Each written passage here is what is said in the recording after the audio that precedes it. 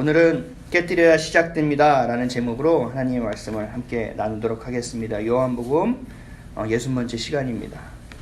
제가 방금 말씀드린 것처럼 제가 착각하고 살아가는 것이 있었습니다. 여러분들도 살아갈 때 착각하는 게 참 많이 있을 거예요. 대표적인 착각 중에 하나가요, 나는 되게 오래 살 거라고 생각해요. 나는 무슨 불사신인 것처럼 나는 다치지도 않을 것이고 나는 질병에 걸리지도 않을 것이라고 생각하고 살아요. 그래서 누가 아프면 쟤는 왜 아파? 저 사람이 망하면 저 사람은 왜 이렇게 망해? 이런 생각들을 하면서 그것이 나에게 일어나지 않을 거라고 생각하는 것이 우리 사람들이 살아가는, 인간들이 생각하는 큰 착각 중에 하나라는 것입니다. 이런 것처럼 신앙에 있어서도 우리가 착각하는 것이 있습니다. 굉장히 큰 착각이 있습니다. 오늘의 삶을 내 힘으로 살아가고 있다는 착각입니다. 오늘도 내 능력으로 내가 오늘 하루를 살았다는 착각입니다. 그리고 교회에 올 때마다 드는 또 하나의 커다란 착각은 내가 하나님을 선택했다라는 착각입니다. 내가 하나님께 예배 한번 드려드리겠다는 착각입니다. 하나님이 우리를 선택하셨고 하나님이 우리를 불러주셨다는 것에 대해서 우리 중심으로 생각하고 판단하기 때문에 우리가 선택했고 우리가 예배를 드려드린다는 착각을 우리가 하고 살아갑니다. 그리고 또 가장 큰 착각 중에 하나가 죽음에 대한 착각입니다. 죽음은 두려워합니다. 그렇죠? 죽음 두렵지 않으신 분 없으시나요? 두려움도 있죠. 두려움이 아예 없을 수는 없어요. 그러나 두려움보다 우리에게 더 커야 될 건 뭐죠? 기대함입니다. 우리가 이제 육신이라는 것을 벗고 하늘나라에 올라가는 것이 우리가 생각하는 죽음이 되어야 하는데, 우리는 죽음이 모든 것이 끝난다는 것을 가지고 있어요. 하나님 우리에게 진리를 주시고 생명을 주시고 예수 그리스도가 그것 때문에 십자가에 박히고 또 다시 살아나시고 또 죽음을, 사망의 권세를 이겨주셨음에도 불구하고 우리는 그것을 믿는다고 얘기하면서도 그 죽음에 대해서 착각하면서 살아가고 있다는 것입니다. 우리 믿는 사람들에게 있어서 죽음은 두려워할 대상이 아닙니다. 믿는 사람에게 있어서 죽음이라는 것은 우리가 기대해야 될 것이고 다음에 단계가 되어지는 부분일 뿐입니다. 그게 우리가 세상 사람들과 다른 부분이에요. 왜 그렇습니까? 예수님이 이미 사망의 권세를 이겨주셨기 때문에 그렇습니다. 우리가 이것을 믿지 못한다면 예수님이 우리를 구원해 주신 그 십자가의 사랑, 그 십자가의 사건이 아무것도 아니게 되어버리는 것입니다. 결국 우리가 다시 한번 돌이켜서 끄집어내서 잘 살펴보면 우리에게 신앙이라는 것이 없구나 라고 볼 수밖에 없는 것입니다. 믿는 사람에게 있어서 무덤이라는 것은 그렇게 중요한 게 아니에요. 그렇죠? 저희 할아버지 무덤에 가면 다 가보시면 깜짝 놀라실 겁니다. 저희 형편에 맞지 않게 예전에 할아버지가 나름대로 굉장히 잘 사셨거든요. 산을 하나 다 사셔가지고 거기서 제일 잘 보이는 중턱에 깎아가지고요 무덤을 만드신 거예요. 누가 보면 왕릉인 줄 알고 그리고 차 타고 지나가면서 보면 그 묘가 보일 정도로 굉장히 잘 해놓으셨어요. 그래서 거기 가면 4-5개장이 가정이 가서 막 뛰어놀아도 될 정도로 앞을 해놓고 제가 묻힐 공간까지 다 해놓으셨어요. 그것을 선산이라고 하죠. 근데 우리 믿는 사람들은 그게 중요하지 않아요. 우리는 이미 육신이라는 것은 여기서 죽고 썩어 없어질 것이고 우리는 육신을 벗어버리고 하나님께로 올라가는 거기 때문에 그렇습니다. 그래서 우리는 화장을 시켜도 관계가 없는 것이고 어디에 묻혀도 관계없는 것이고 우리 안에 실제적으로 그리스도가 살아있는 것, 우리가 그것을 믿고 있는 것이 가장 중요하다는 것입니다. 하물며 예수님한테는 어땠을까요? 무덤이라는 공간이 정말 필요 없는 공간이라는 거죠. 육신이 죽어 잠시 머무를 수 있는 공간일 뿐이에요. 하나의 버스 정류장의 역할도 못하는 그 무덤인데 예수님이 볼 때는 아무런 필요가 없는 공간이라는 거죠. 근데 예수님은 부활하시고 나서 가장 먼저 찾아오신 곳이 무덤이었다는 것에 오늘은 우리가 주목해 봐야 될 필요가 있습니다. 예수님에게 있어서 무덤이라는 것은 별로 중요한 것이 아닌데 예수님이 부활하시고 처음 온 곳이 바로 무덤이었다라는 거예요. 혹시 성경 말씀이 있다가 그것은 생각해 보지 않으셨나요? 예수님이 하필이면 왜 무덤에 또 나타났대? 다 해가지고 다 끝났는데 이제 사람들을 만나셔야 되는데 왜 무덤에 왔대? 왜 그러셨을까요, 예수님? 예수님은 그 부분에서 굉장히 중요하게 생각하고 부활을 중요하게 생각하시고 그 다음에 생을 중요하게 생각하시는데 왜 무덤에 나타나셨을까? 오늘 본문을 보면 이유가 나타납니다. 베드로와 요한은 예수님의 시신이 무덤에 없다는 것을 보고 어떻게 했죠? 집으로 돌아갔다고 했습니다. 왜 집으로 돌아갔죠? 찾지를 않고 예수님을 찾았을 때 자신들에게 해가 올 것을 두려워하는 것입니다. 대제사장들의 종들이 자신들을 잡아갈 것을 두려워했던 겁니다. 아, 너희가 예수님에게 한패지? 너희들이 시체를 훔친 거야? 라고 누명 쓸까봐 두려웠던 겁니다. 그래서 이 두 제자는 집으로 돌아가 버립니다. 근데 남아있던 사람이 한 명 있습니다. 누구죠? 막달라 마리아라는 여인이 남아있었습니다. 그리고 울고 있었습니다. 예수님이 시체가 없어진 것을 보고 슬퍼했던 겁니다. 그 막달라 마리아 때문에 예수님은 필요 없는 공간, 무덤에 다시 찾아오신 겁니다. 사랑하는 성도 여러분, 우리가 예수님을 향할 때 예수님은요, 우리를 찾아오시나요? 어떻죠? 우리가 예수님을 마리아처럼 막 찾을 때 예수님 우리를 찾아오시나요? 어떻게든 많다고 해야 될지 찾아오실 수도 있죠. 근데 그것이 제가 처음 말씀드린 것처럼 착각이라고 말씀드리는 거예요. 오늘 본문 말씀을 한번 우리가 읽어보겠습니다. 14절 15절입니다. 다 같이 읽겠습니다. 시작. 이 말을 하고 뒤로 돌이켜 예수께서 서 계신 것을 보았으나 예수이신 줄을 알지 못하더라. 예수께서 이르시되 여자여 어찌하여 울며 누구를 찾느냐 하시니 마리아는 그가 동산직인 줄 알고 이르되 주여 당신이 옮겼거든 어디 두었는지 내게 이르소서 그리하면 내가 가져가리이다. 예수님이 이미 와 계셨습니까? 아니면 마리아가 찾는 도중에 오셨습니까? 이미 와 계셨다라는 거예요. 한 명의 성도라도 주님 앞에 있을 때 주님이 이미 우리 가운데 찾아오신다라는 거예요. 무덤이라는 공간, 어떠한 공간도 관계없다라는 거예요. 이게 우리에게 얼마나 많은 것을 알려주는지 모릅니다. 많은 것이 중요한 것이 아니라 우리의 마음이 중요하다는 것이고, 우리가 주님께 선택받았다고 한다면 상황과 관계없이 예수님은 우리와 늘 함께 하시는 분이라는 거예요. 우리가 착각해서는 안 돼요. 우리의 감정과 우리의 마음이 우리의 눈에 보이지 않고 귀에 들리지 않고 손에 잡히지 않는다고 예수님이 안 계신 것이 아니라는 겁니다.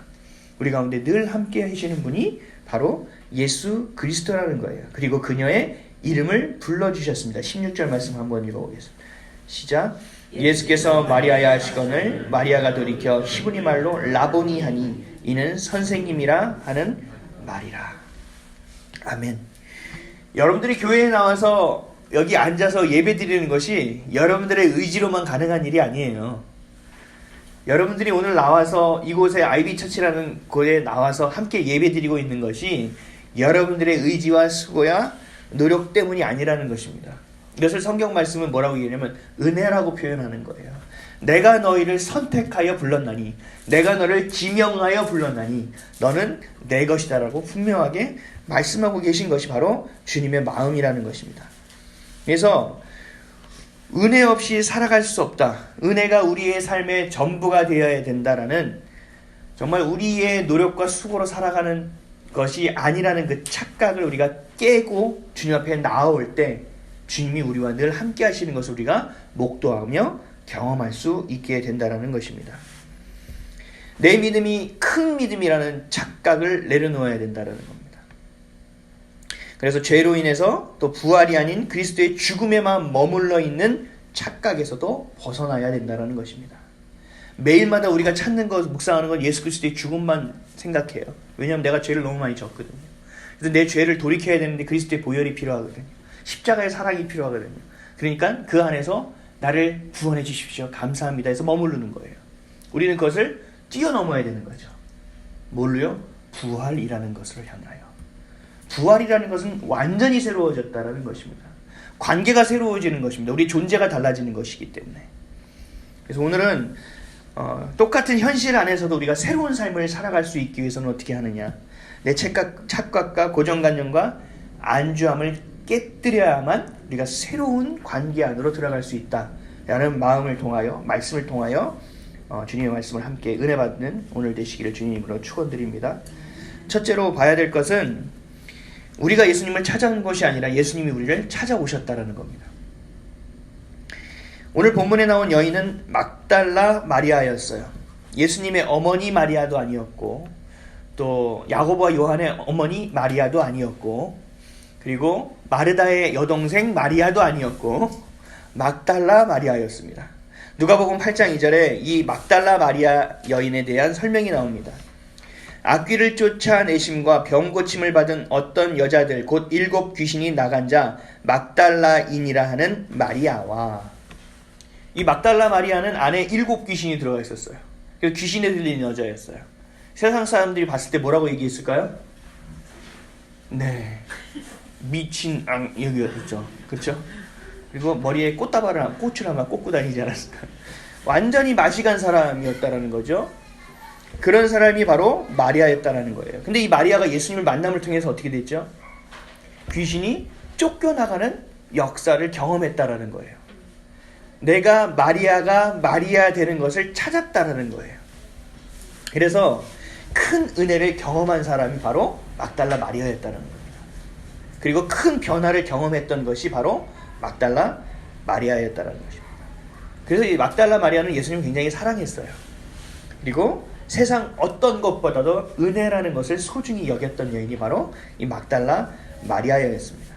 그래서 이 여인이 예수님의 시신을 찾으려고 하는 거예요.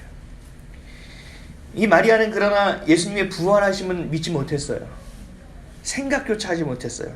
그래서 무덤 안에서 계속 뭐하고 있었냐면요, 울고 있었어요. 우리 11절에서 13절 말씀 한번 다 같이 읽어보겠습니다. 시작. 마리아는 무덤 밖에 서서 울고 있더니 울면서 구부려 무덤 안을 들여다보니 흰옷 입은 2 천사가 예수의 시체니었던 곳에 하나는 머리편에 하나는 발편에 앉았더라. 천사들이 이르되 여자여 어찌하여 우느냐? 이르되 사람들이 내 주님을 옮겨다가 어디 두었는지 내가 알지 못함이니이다. 아멘. 이 성경을 보면요, 천사를 만난 사건들이 나와요. 아브라함을 만나 주셨기도 했고요, 룻을 만나 주셨기도 했고요. 이 천사를 만날 때 사람들의 공통된 특징이 뭐냐면 엎드려 절합니다. 하나님의 천사가 나타났군요, 주여 하면서 엎드려요. 근데 이 마리아는 어떻게 했죠? 2 천사를 봤어요. 근데 2 천사를 보고 엎드리지 않고 뭐라고 했냐면요, 예수님 봤어요? 예수님 어디 옮겨놨는지 알아요? 하고 물어보는 거예요. 이 여자가 지금 어디에 꽂혀 있죠? 예수님에게 완전히 꽂혀 있는 거예요. 베드로와 요한은 환경도 바라봤지만 이 막달라 마리아는 오직 예수님만 보니까 천사고 뭐고 보이는 게 없어요. 바로 예수님만 찾고 있는 모습이에요. 그리고 자신이 예수님 찾는 것을 멈추지 않습니다. 그래서 예수님이 옆에 와 있는지도 몰랐어요. 끝까지 예수님을 찾아야겠다고 아마 이 여인은 결심했던 것 같습니다. 대제사장들의 종들이 와서 자신을 잡아가더라도 자신은 예수님을 찾아야겠다라고 마음을 먹었습니다. 이 자신을 예전처럼 저 귀신 들린 미친 라고 얘기하고 손가락질 받는다 하더라도 자신은 예수님을 찾으려고 한 것입니다. 예전에 귀신 들리는 삶, 손가락질 받던 삶에서 회복돼서 지금의 삶이 예전처럼 억울하고 힘겹고 아픈 생활로 돌아간다 하더라도 자신은 예수님을 반드시 찾아야겠다고 생각했던 것입니다. 두려움보다 예수님을 향한 사랑, 주님이 주신 그 은혜의 힘이 훨씬 컸다라는 겁니다. 결국 예수님을 만나게 됩니다. 예수님을 그렇게 찾더니 이 막달라 마리아는 예수님이 부활하셨을 때 만났던 처음 사람이 됐습니다. 첫 사람의 영광을 갖고 부활의 가장 기쁜 소식을 가장 먼저 접하게 됩니다. 우리의 신앙이요,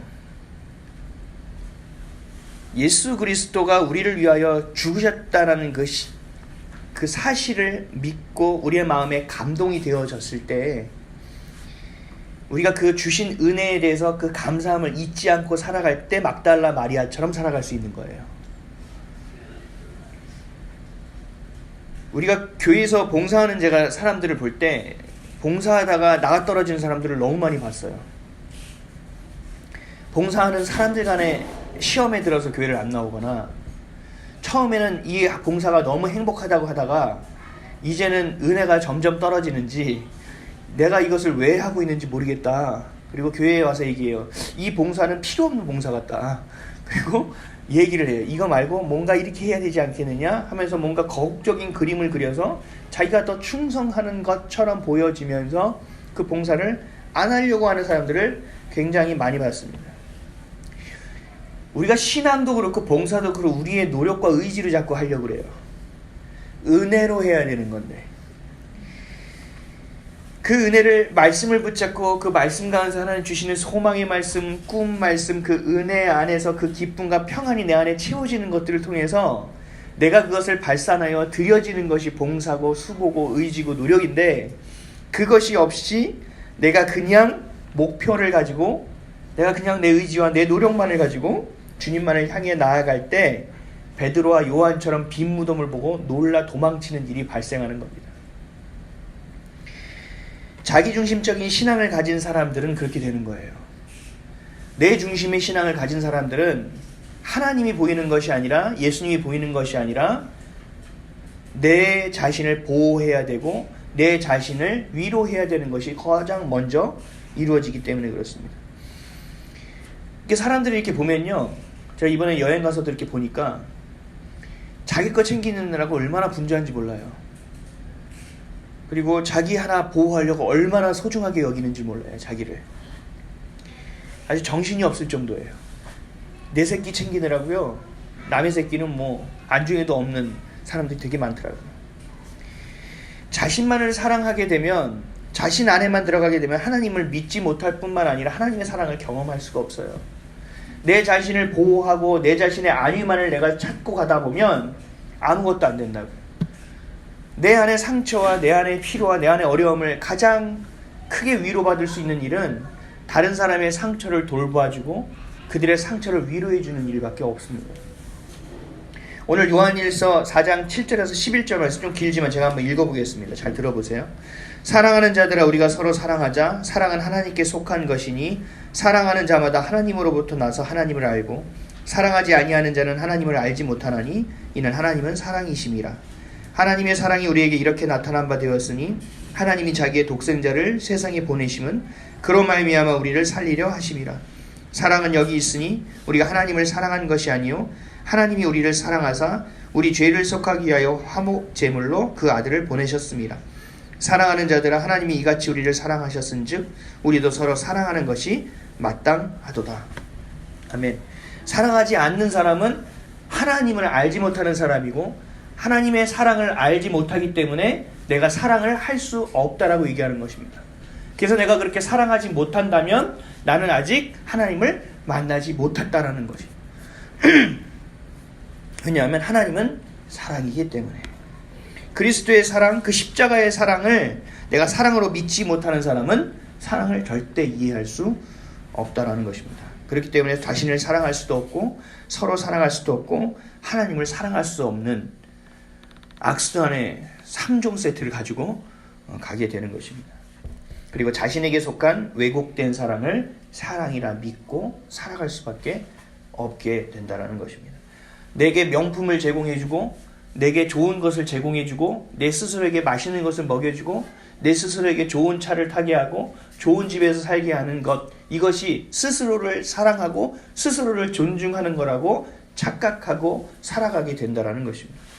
왜요? 하나님의 사랑을 알지 못하기 때문에, 그리스도의 십자가 사랑을 알지 못하기 때문에 그렇다는 것입니다. 그 사랑을 경험했던 막달라 마리아는 예수님을 향하게 된 것이고 그 사랑을 온전히 경험하지 못했기 때문에 자신의 안위와 자신의 방향과 목표만을 경험했던 베드로와 요한은 자신의 살 길을 찾아갈 수밖에 없었다는 것입니다. 우리가 그 사랑을 갈구하고 그 사랑으로 살아갈 때 주님이 우리를 찾아오시는 겁니다. 그리고 그 사랑이 우리 가운데 담겨져 있는 것을 그제서야 우리는 발견하게 되는 것입니다. 우리 베드로와 요한처럼 도망치는 것이 아니야 막달라 마리아처럼 예수님을 향해 살아가는 저와 여러분 되시기를 주의 이름으로 간절히 축원드립니다. 둘째로 예수님이 이상한 행동을 하십니다. 이전과 우리를 다르게 대하기 시작합니다. 예수님의 공생의 시절을 한번 생각해 보세요. 예수님은 어떻게 사역하셨죠? 세리와 창녀들과 밥 먹는 것을 즐겨 하셨어요. 그리고 안고 서로 간에 포옹을 많이 해주시고 또 안녕과 평안을 빌어주셨어요. 그리고 눈과 눈을 마주치고 어린 아이들이 내게로 오는 것을 막지 말라고 하고 아이들을 안아주시고 여인들을 존중해 주셨어요. 예수님은 높은 곳으로 가지 않고 낮고 낮은 곳으로 와 낮은 사람들을 만나 주셨어요. 아픈 사람, 병든 사람, 또 귀신에 들린 사람, 또 사람들 안에서 외면당하고 있는 사람들을, 소외당하고 있는 사람들을 끌어안으셨어요. 예수님의 생애를 볼 때 이 스킨십을 굉장히 중요하게 여기셨어요. 사람들과 함께하는 것을 중요시 여기셨어요. 그런데 오늘 본문에 보면 예수님이 다르게 얘기합니다. 17절 말씀입니다. 다 같이 한번 읽겠습니다. 시작.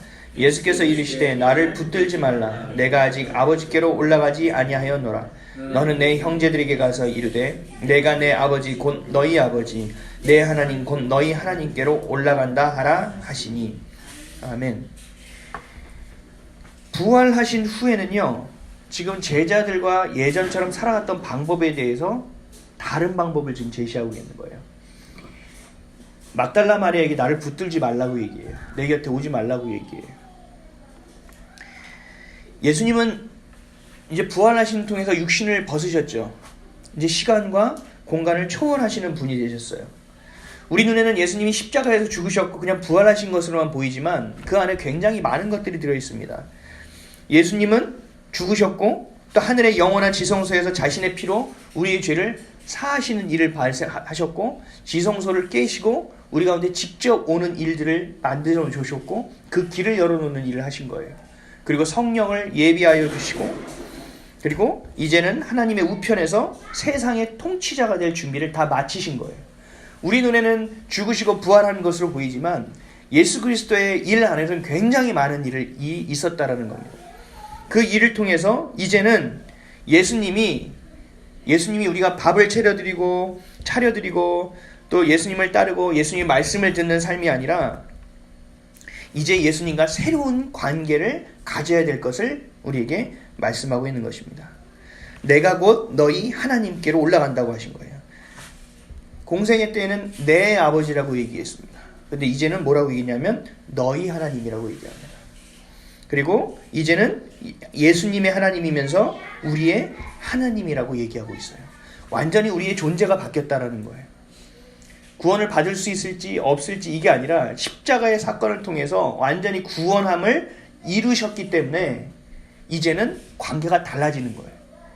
새로워지는 거예요. 로마서 8장 15절에서 16절에 너희는 다시 무소하는 종의 영을 받지 아니하고 양자의 영을 받았으므로 우리가 아빠 아버지라고 부르짖느니라. 성령이 친히 우리의 영과 더불어 우리가 하나님의 자녀인 것을 증언하시나니.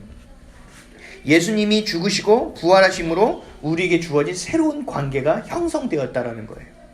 그래서 이전과의 관계가 아니라 이제는 더 친밀한 관계가 되었다라는 것이고 이제는 육에만 머무르는 것이 아니라 영적인 관계로 발전되어졌다라고 얘기하는 거예요. 이제는 너희가 나를 따라오고 내 말을 듣고 믿을 때 제자가 되었지만 이제는 너희가 하나님의 아들이 되었고 하나님의 딸이 되었다라고 얘기하는 거예요. 세상은 변하지 않았어요. 환경은 그대로예요. 근데 우리에게 뭐라고 얘기하시죠? 십자가의 사건을 통하여 너는 이제 세상에 고아와 같이 버려져 있는 자녀가 아니라 내 자녀라, 내 아들이다, 내 딸이다 라는 것이 확증되어졌다라는 거예요. 그래서 이제 우리의 관계가 달라질 것이다. 그래서 이제 내 아버지가 너희 아버지고 내 하나님이 너희의 하나님이다. 너희는 이제 하나님이 너희의 아빠 하나님이 되었다라고 얘기하는 것입니다. 사망의 권세까지도 깨뜨리고 부활하심으로 부활의 첫 열매가 되어짐으로 우리 또한 그러한 부활의 존재가 될 것임을 분명히 얘기하고 있다는 것입니다. 죽음은 심판이에요. 그렇죠? 죽음만큼 커다란 심판은 없어요. 근데 그 죽음이 이제는 우리에게 심판이 되어지지 않는다라는 거예요. 쉽게 말하면. 죽음을 권세를 예수님이 그리스도가 이겨주셨기 때문에 이제는 더 이상 죽음이 우리를 괴롭게 하고 두려웠게 하고 어렵게 하고 힘들게 하는, 우리를 심판하는 요소가 아니라는 것입니다.